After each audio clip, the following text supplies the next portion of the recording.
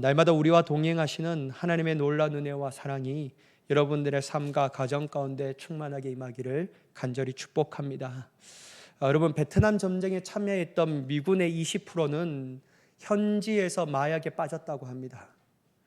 미국 정부는 전쟁이 끝난 뒤에 이들이 마약 중독자가 될 것에 대하여 깊이 우려했다고 해요. 그러나 여러분, 놀랍게도 마약 복용의 미군의 95%는 전쟁 후에 고향으로 돌아와 마약을 끊었다고 해요. 전쟁이라는 극한 상황이 그들에게 마약을 찾게 만들었지만 가족과 친구가 있는 고향에 돌아온 그들에게 더 이상 마약이 필요하지 않았던 것입니다.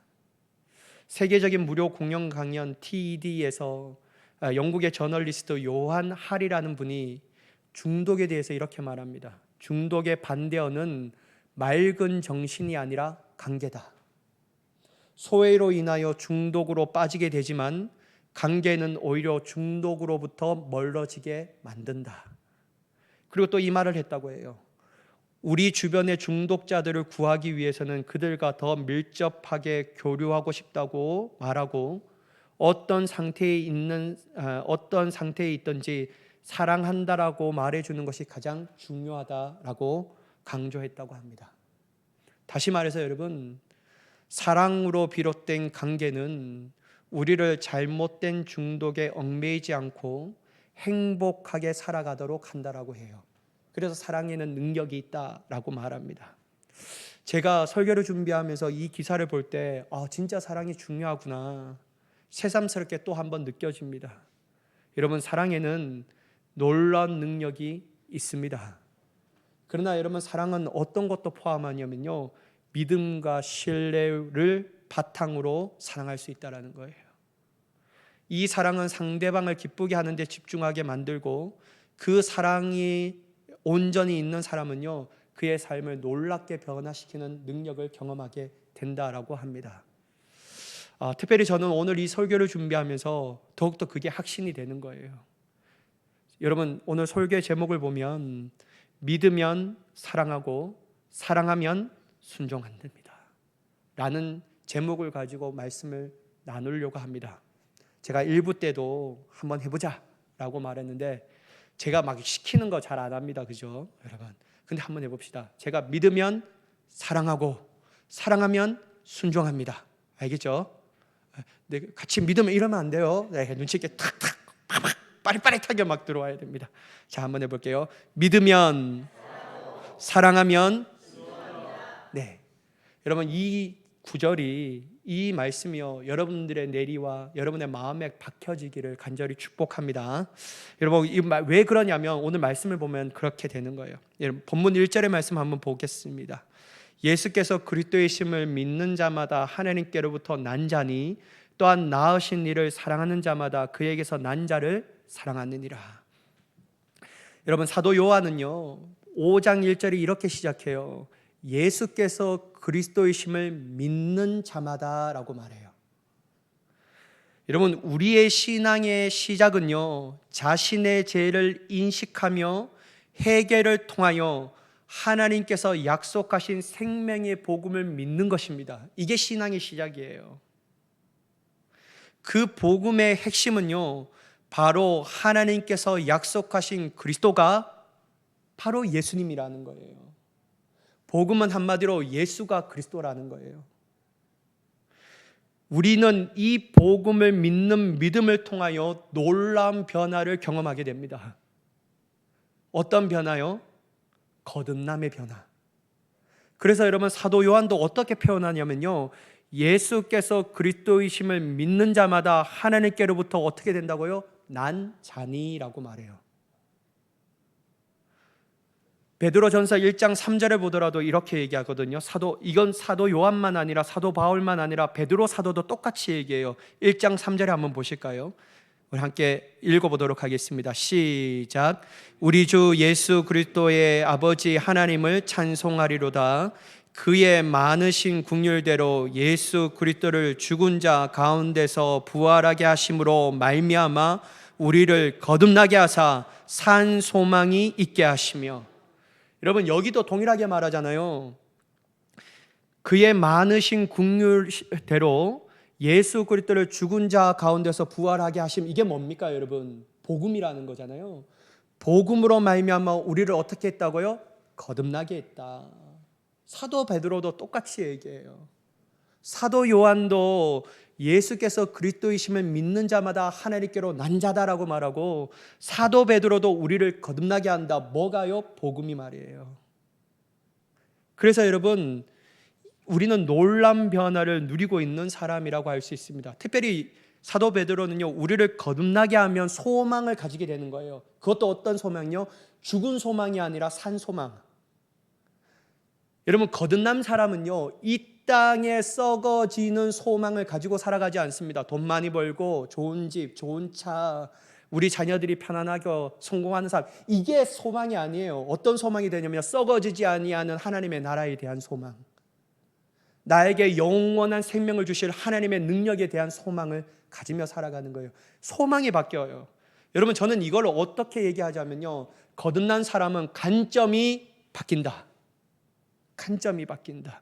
이제는 이 땅만을 바라보는 사람이 아니라 하늘을 바라보며 살아가는 사람들이다 라고 할 수 있다라는 거예요. 또한 여러분, 사도 바울은요, 고린도후서 5장 17절에 이렇게 말해요. 한번 같이 읽어볼까요? 시작. 그런즉 누구든지 그리스도 안에 있으면 새로운 피조물이라. 이전 것은 지나갔으니 보라 새 것이 되었도다. 여러분, 우리는 그리스도 안에 있으면 새로운 존재가 된다고 해요. 여러분, 그리스도 안에 있다라는 말은 무엇을 의미합니까? 그리스도를 믿는 자. 여러분, 예수 그리스도를 어떤 것을 믿습니까? 예수가 그리스도라는 사실을. 그 믿음이 있고 그리스도 안에 있다면 우리를 어떻게 한다고요? 새로운 피조물로 만드신다라는 거예요. 예전에 만들어진 우리가 아니라 하나님의 초자연적인 역사를 통하여 우리 안에 새로운 피조물로 변화시킨다라는 거예요. 그러니 여러분, 사도 바울이 뭐라 합니까? 이전 것은 다 지나갔다. 너가 예수 믿기 전에 했던 모든 가치관과 생각과 관점과 생활의 모습과 습관들은 다 지나간 것이다. 이제 하나님의 새로운 새로운 창조의 역사를 통하여 새 것이 된 존재이다라고 말해요. 그러니 여러분, 복음을 믿는 사람들은요, 이런 놀라운 역사를 경험하게 되는 거예요. 특별히 여러분, 사도 바울은요, 그 새롭게 되는 놀라운 역사는 날마다 일어난다라고 말합니다. 여러분, 그 성경 구절은 바로 고린도후서 4장 16절이거든요. 한 번 더 읽어보도록 하겠습니다. 시작. 그러므로 우리가 낙심하지 아니하노니 우리의 겉사람은 낡아지나 우리의 속사람은 날로 새로워지도다. 여러분, 사도 바울은 낙심하지 않는다라는 거예요. 왜 낙심하지 않습니까? 여러분, 영원한 생명을 소유하지 못한 사람들은, 영원한 생명이 없다라고 말하는 사람들은요, 늘 걱정되고 늘 낙심되는 게 뭐냐면 내 육체의 연약함이에요. 뭡니까 여러분? 나이가 들면 늙어져 가는 거. 그러니까 여러분, 교접부 때 20년 사진을 저에게 주는 거예요. 우리 교회 말고 예전에요. 찬란하게 아름다웠던 그 시절. 제가 그거 보고 지금 보면 알겠냐라는 거예요.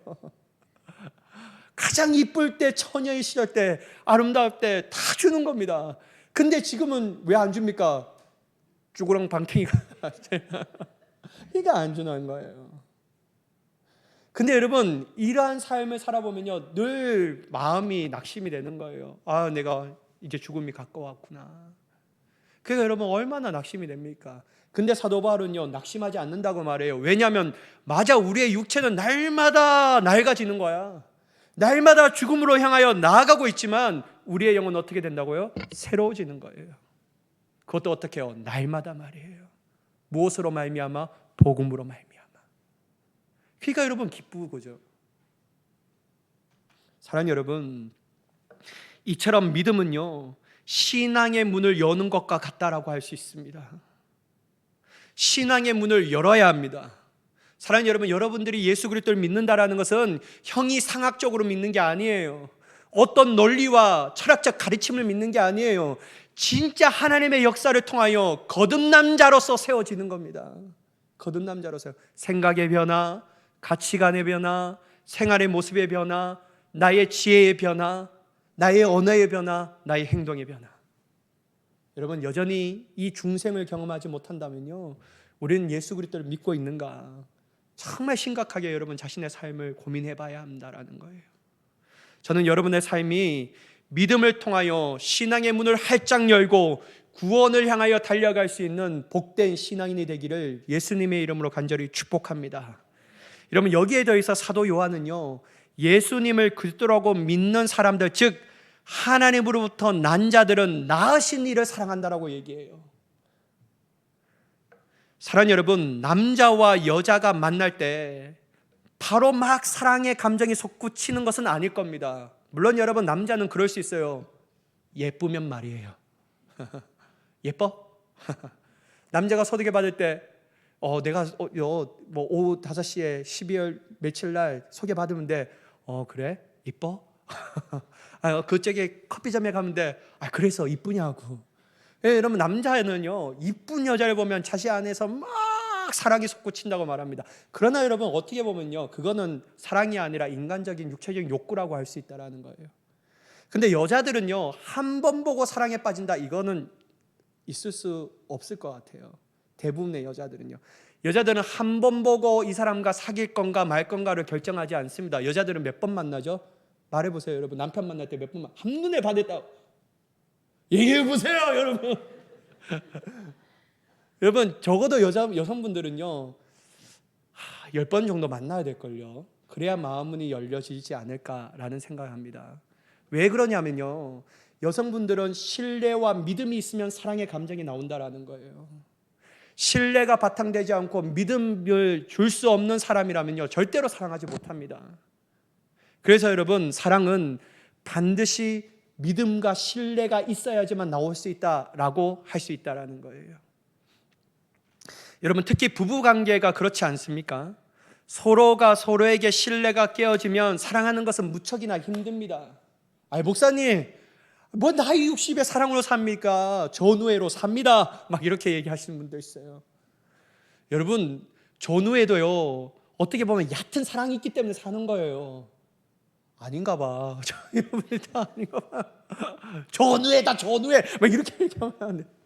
여러분, 우리가 나이가 60이 되고 70이 되고 한평생 함께 사는 이유가 뭐냐면요, 그래도 전우애라고 얘기하지만 그 밑에는요, 신뢰와 믿음이 있기 때문에 사는 거예요. 그 믿음은요, 옛날에 초창기에 처음 만날 때 스파크가 팍팍 일어나는 사랑은 아닐지 모르지만 그래도 잔잔한 사랑이 있기 때문에 여전히 함께 살 수 있다는 겁니다. 마찬가지로 여러분, 우리가 하나님을 사랑하는 이유도 바로 하나님을 신뢰할 수 있기 때문이에요. 하나님은 거짓말하는 분이 아니시기 때문이에요.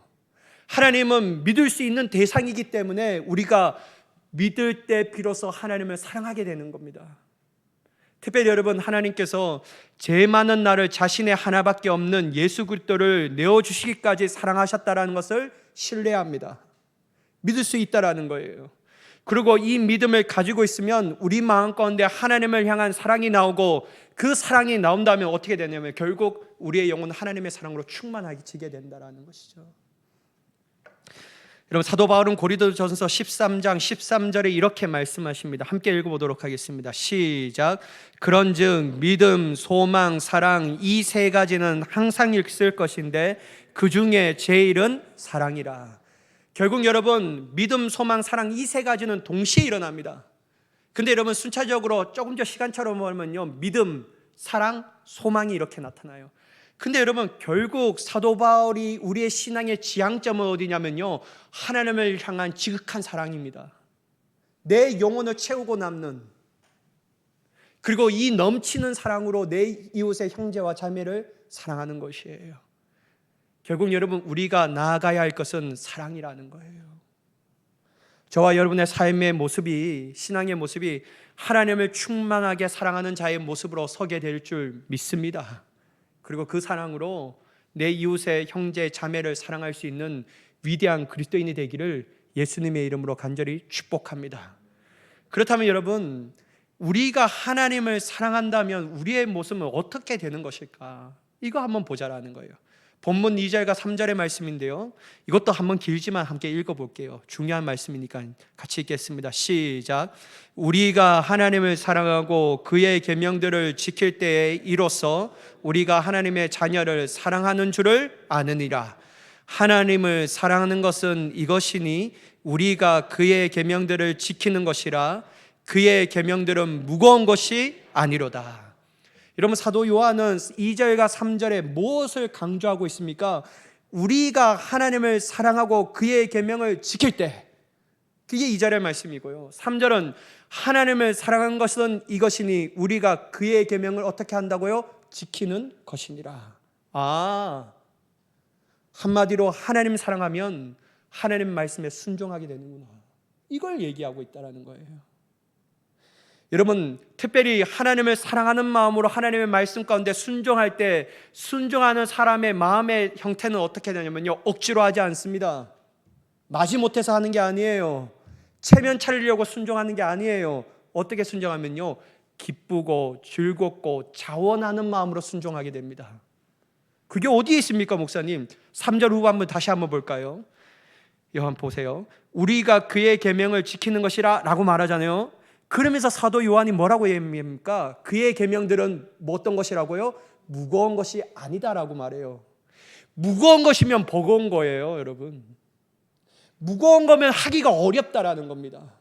무거우면 하고 싶은 생각이 들지 않는 거예요. 여러분, 하나님을 사랑하면요, 그분의 말씀이 무겁게 느껴지지 않는 겁니다. 부담감으로 다가오지 않아요. 도리어 어떻게 됩니까? 말씀을 대할 때마다 순종하고자 하는 기쁨이 넘쳐나는 거예요. 그러니까 여러분, 말씀을 보니까요, 가볍다라고 생각하는 거죠. 여러분, 예수님도 이렇게 말씀하신 적이 있거든요. 요한복음 15장 9절에서 10절 말씀 한번 보도록 하겠습니다. 제가 봉독할게요. 아버지께서 나를 사랑한 것 같이, 여기서 나는 누구입니까? 예수님이죠. 아버지께서 예수님을 이렇게 사랑하셨어요. 나도 너희를 사랑하였다. 그러니까 너희는 나의 사랑 안에 거하라고 말합니다. 그리고 10절에 이렇게 말씀하셔요. 내가 아버지의 계명을 지켜 그의 사랑 안에 거하는 것 같이 너희도 내 계명을 지키면 내 사랑 안에 거하리라. 여러분, 이 말이 뭡니까? 10절에 내가 하나님의 말씀에 순종하는 것은 내가 아버지를 사랑하기 때문이다. 그렇다면 너도 나를 사랑한다면 너희도 계명을 지키는 삶을 살 수밖에 없다라는 거예요. 그러므로 사랑은 순종을 낳게 된다. 여러분, 우리는 말씀에 순종한다라는 생각하면 엄청난 부담감을 갖고 있습니다. 또 순종이야.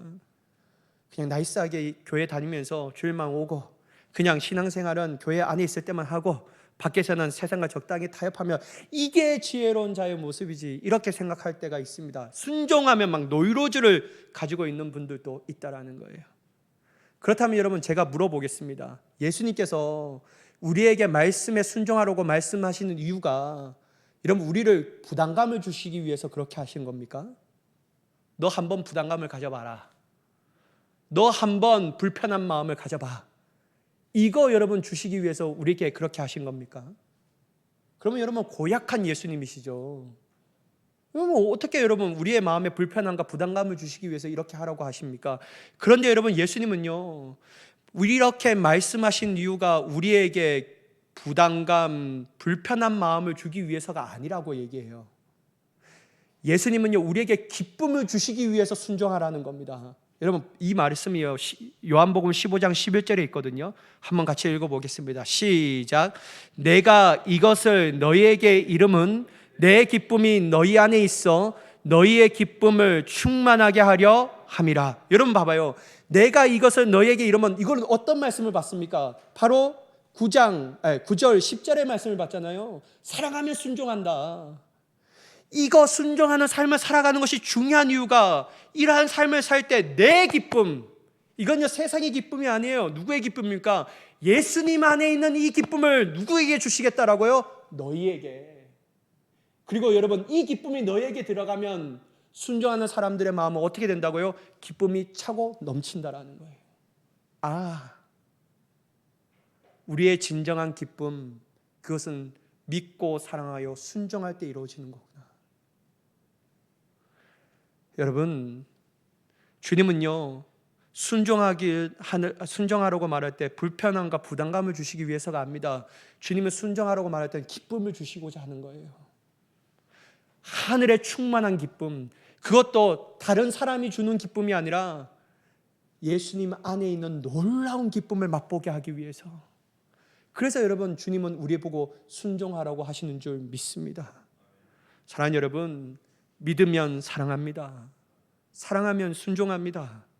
특별히 하나님을 사랑하면 그분의 말씀에 순종합니다. 하나님께서 당신의 말씀에 순종하는 우리의 모습을 보면요, 아주 기뻐하실 겁니다. 우리는 이러한 마음을 알기에 기쁨으로 순종하게 되는 것이죠. 또한 순종하면 말로 닿을 수 없는 하나님의 기쁨을 온전히 우리의 삶 가운데 누리게 되는 거예요. 그래서요, 신앙은 짐이 아니라, 주의를 성수하는 것이 어려움이 아니라 기쁨이에요. 기쁨. 여러분, 제가 요즘에요, 자꾸만 이 밑에 과자가 있으니까요, 내려올 때마다 하나씩 먹어요. 새벽기도마다. 여러분, 새벽기도 나오시면 얼마나 출출한지 아십니까? 너무 출출해요. 그러면 제가 어떻게 해요? 내려가면 쫙 캐비넷을 열고 하나하나 사라질 때마다 내 가슴이 뜨끔뜨끔해지지만 그래도 딱 열어갖고 하나씩 먹어요. 근데 이렇게 하니까요, 운동에도 또 살이 찌는 거예요. 이거 안 되겠다, 어떻게 할까. 그러다가 저희 장모님이 고구마를 보내셨거든요. 그래서 그 고구마를 하는데 너무 맛있는 거예요. 내가 우리 집사람 보고 자기 전에 3개를 무조건 그 에어프라이기에 넣어서 구워라. 그래서 갔다 올 때마다 탁 먹는데요. 근데 이 고구마만 먹으면 너무 맛있는 고구마지만요, 먹으면 먹을수록 어떻게 되면요, 목이 칵 막혀요. 그래서 고구마는 뭐와 함께 먹어야 합니까? 김치? 여러분 대단합니다. 김치는 생각할 수 없는 것까지 나아가시는 거는. 저는 김치를 안 먹어요. 저는 약간 좀 깨어있는 지식인이기 때문에. 어떤 건 뭐냐면요, 저는 요구르트랑 같이 먹어요. 저는 요구르트랑 같이 먹어요. 그것도 어떤 거냐면요, 장을 좋게, 위를 좋게 하는 윌이랑 그냥 같이 먹어요. 그렇게 맛있더라고요. 저는 먹으면요, 목이 안 막혀요. 술술 넘어가요. 그래서 고구마를 먹는 건 반드시 이 요구르트랑 먹어야 되는구나. 제 따라하지 마시고. 저는 그냥 그렇게 우리 애들은 우유랑 같이 먹는데, 제가 거기서 느꼈어요. 현대야, 하나님 앞에 고구마 같이 탁탁 막히는, 먹을 때마다 탁탁 목에 막히는 인생이 되지 말고, 우유와 함께 먹을 때 시원하게 그 맛을, 의미를 알 수 있는 것처럼 그러한 삶을 살자. 사랑하는 여러분, 여러분들만 보면 하나님께서 기쁨을 이기지 못하는 여러분의 존재 자체로만 그 사랑의 존재, 순종하면 순종할수록 하나님의 기뻐하심이 넘쳐나는 그러한 존재가 되시기를 간절히 축복합니다. 그래서 여러분, 우리가 너무나 잘 알고 있잖아요. 스바냐 3장 17절, 너희 하나님 여호와가 너희 가운데 계시니 그는 구원을 베풀 전능자이시라. 그가 너로 말미암아 기쁨을 이기지 못하시며 너를 잠잠히 사랑하시며 너로 말미암아 즐거이 부르며 기뻐하시리라 하리라. 저는 이 말씀 중에 어떤 말씀이 중요하냐면요, 그가 너로 말미암아 기쁨을 이기지 못하며. 여러분, 이건 하나님의 충만한 기쁨이에요. 사랑하는 여러분, 우리는 고구마만 먹는 답답한 인생으로 하나님 앞에 서는 것이 아니라 정말 하나님 앞에요, 하나님이 기뻐 주체하지 못하는 그 기쁨을 올려드릴 수 있는 그러한 삶으로 설 수 있는 우리가 되기를 예수님의 이름으로 간절히 축복합니다. 그렇게 하기면요, 믿고 사랑하고 순종해야 합니다. 여러분, 우리는 이러한 사실을 사랑하는 사람과의 관계에서 찾아볼 수 있어요. 만약 우리가 누군가를 사랑한다면 우리의 기쁨은요, 내가 하고 싶은 대로 하는 것이 아니라 그 사람을 기쁘게 할 수 있는 것이 무엇인지 찾아가는 겁니다. 여러분 잘 보세요. 제가 신혼 초에는 좀, 우리 일부 예배 때는 못했는데 우리 집사람이 요거 넘기고 있기 때문에 예배를 못했는데, 이 집사람 아니에요 여러분. 청년, 결혼도 안 한 청년인데 좋은 사람 있으면 소개시켜 주세요. 여러분, 하여튼 제가요, 집사람이 있었는데 저희 신혼 초에는 엄청 싸웠어요. 완전 싸우더라고요. 왜냐하면요, 내가 살아오는 20 몇 년의, 그때 저는 27에 결혼했는데 27살의 생활의 패턴이 있고 삶의 방식이 있는데, 일단 우리 집사람은 26살 살면서 삶의 패턴과 방식이 있잖아요.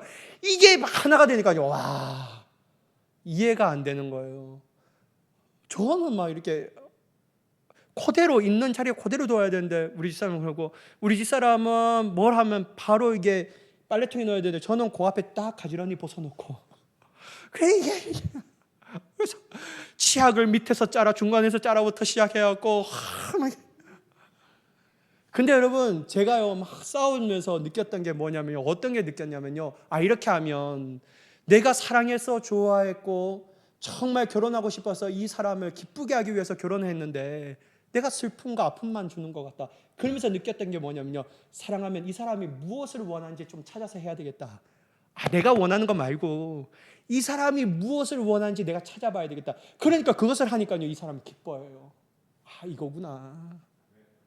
여러분 남편분들 잘 보셔요. 남편분들 잘 보세요.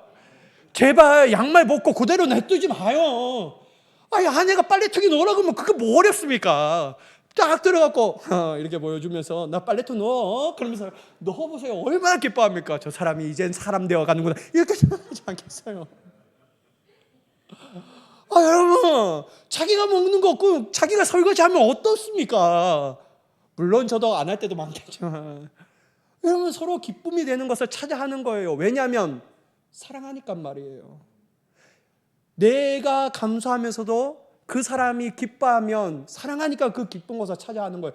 여러분 이건 마찬가지예요. 하나님도 하나님이 기뻐하시는 것을 왜 합니까 여러분? 하나님 사랑하니까 말이에요. 내가 원하는 것을 행하며 나아가는 것보다 하나님을 사랑하니까 하나님이 원하신 것을 찾아가는 거예요. 그러니까 여러분 우리의 삶이 완전히 바뀌어지는 거예요. 사랑하니까 순종하게 되는 게 자동적으로 맞는 거예요. 내 삶에 순종하는 것이 아니라 내 뜻에 순종하는 것이 아니라 내 삶, 내 고집대로 내 순종하는 것이 아니라 하나님이 나를 사랑하시니 나도 또한 하나님을 사랑하니 하나님이 이제 원하시는 것을 순종하게 되는구나. 이거 느껴지는 거예요. 사랑하는 여러분, 사랑하면 상대방의 기쁨을 추구하며 나아가는 자가 되는 줄 믿습니다. 여러분 우리가 하나님 사랑하니까요 이제는 하나님의 기쁨을 위하여 살아가야 합니다. 일할 때 여러분 우리 안에 놀라운 역사가 일어나잖아요. 어떻게 됩니까? 자신이 생각했던 것, 삶의 습관들을 완전하게 내려놓습니다. 여전히 자신이 생각했던 것들을 행하고 여전히 삶의 습관들을 고집한다면 상대방을 슬프게 만들고 가슴 아프게 만들 것을 알기 때문에 그렇게 하지 않아요. 그러니까 여러분 삶이 변화가 일어나는 거예요. 그러므로 철저히 우리는 자신의 삶보다 자신이 사랑하는 사람을 위해서 살아갈 것입니다. 그리고 내 기쁨보다 상대방의 기쁨을 더욱 바라보며 행하는 사람으로 서게 되는 줄 믿습니다. 여러분 이러한 삶을 살아가면요 더욱더 깊은 교제로 나아가는 거예요. 어떤 누구도 이 사랑의 관계를 깨트릴 수가 없는 겁니다. 여러분 바로 이것인데요, 우리 또한 하나님을 사랑하면 이렇게 순종하는 삶으로 바뀌어지게 되는 거예요. 순종이 어려운 게 아니에요. 이제는 자원해서 하기를 원하는 삶으로 변화되는 것이죠. 그렇다면 여러분 마지막으로 믿고 사랑하고 순종하는 삶을 통하여 주어지는 우리는 어떠한 능력을 가지게 되는 것일까? 본문 4절과 5절 말씀 한번 읽어보도록 하겠습니다. 시작. 무릇 하나님께로부터 난 자마다 세상을 이기느니라. 세상을 이기는 승리는 이것이니 우리의 믿음이니라. 예수께서 하나님의 아들이심을 믿는 자가 아니면 세상을 이기는 자가 누구냐? 여러분 사도 요한은 분명 하나님께서 난 자마다 하나님께로 난 자마다 세상을 이긴다고 말합니다. 왜냐하면 예수님을 하나님의 아들이심을 믿는 믿음이 세상을 이기게 하기 때문이에요. 근데 여러분 저는 이 구절을 묵상하다가 하나님의 기쁘신 깨달음을 느끼게 되었습니다. 무엇이냐면요, 예수님이 하나님의 아들이심을 믿는 믿음은 바로 전체적 복음을 믿고 있다라고 말하는데, 그렇다면 예수님이 하나님의 아들이신데 그가 왜 하나님의 아들이신가? 그것은 하나님의 약속대로 이 땅 가운데 오셨기 때문이에요. 그분의 뜻하신 대로 십자가에 죽으셨고 그 사랑으로 하나님의 확실한 사랑의 증거를 나타내셨고 그분은 그 하나님의 뜻대로 부활하셨기 때문이에요. 이거를 우리가 하나님의 아들이심을 믿는 믿음의 범주에 다 포함하고 있다라는 것이죠. 그렇다면 여러분 우리가 한번 생각해 봐야 합니다. 예수님은요 죄를 이기실 때 칼과 검과 이 인간의 능력으로, 힘에서 나오는 능력으로 이기셨을까요? 아니에요. 여러분 우리의 죄를 어떻게 이기셨습니까? 사랑으로. 결국 십자가의 사랑으로 우리의 죄를 용서하셨고 죄의 권세를 깨트리셨다라는 거예요. 두 번째, 여러분, 이 부활, 사망의 권세를 이긴 것은 어떻게 이기셨습니까? 하나님의 뜻대로 부활하게 하시는 그 뜻에 순종했기 때문에 이기셨다라는 거예요. 결국 여러분, 우리가 이 세상에서 이기며 나아가는 삶, 믿음이라는 것을 말할 때 믿음은 사랑과 순종을 포함하고 있다는 사실을 기억해야 한다는 거예요. 우리는 이 세상에 이길 때 총과 칼과 검으로 이기는 자가 아니라는 거예요. 결국 하나님 예수 그리스도께서 세상을 이기셨던 것처럼, 예수 그리스도께서 죄와 사망을 이기셨던 것처럼 이기게 되는 거예요. 어떻게 이깁니까? 사랑으로 이기게 되는 거예요. 결국 세상은 어떻게 이기게 됩니까? 하나님의 말씀에 순종함으로 이기게 되는 겁니다. 사랑하는 여러분, 우리는 승리하는 자가 되어야 할 줄 믿습니다. 어떻게 승리해야 됩니까? 사랑으로 승리해야 합니다. 순종함으로 승리해야 합니다. 그 전체적 믿음으로 말미암아 승리할 수 있는 우리가 되어야 할 줄 믿습니다. 그러니 여러분, 이게 하지 못하니까요, 내 고집, 자신의 생각대로, 내 삶의 경험대로 살아가니까 세상에서 승리하는 것이 불가능한 거예요. 여러분, 우리 진짜 하나님 제대로 믿으십시다. 그 믿음으로 하나님과 내 형제 자매를 사랑합시다. 사랑한다면 그 사랑으로 하나님의 말씀에 순종합시다. 이런 것들을 통하여 세상 가운데 그리스도인으로 살 때 쭈구리 같은 그리스도인이 아니라 어깨 피고 당당하게 맞서 싸우며 승리할 수 있는 멋진 그리스도인의 삶, 아름다운 삶의 그리스도인의 모습으로 승리하는 우리가 되십시다. 저와 여러분의 삶이 이러한 삶으로 세워지는 놀라운 은혜를 받기를 예수님의 이름으로 간절히 축원합니다. 기도하겠습니다. 사랑의 하나님, 감사합니다. 믿으면 순종, 사랑하고 사랑하면 순종한다. 오직 그리스도의 복음의 믿음을 통하여 하나님을 더욱더 사랑하게 하여 주시옵고, 사랑함을 통하여 기뻐하는 마음으로 순종하여 예수 그리스도 안에 있는 놀라운 기쁨을 우리 안에도 넘쳐나게 하여 주옵소서. 그렇게 역사하실 하나님을 간절히 기대하며 예수님의 이름으로 간절히 기도드리옵나이다. 아멘.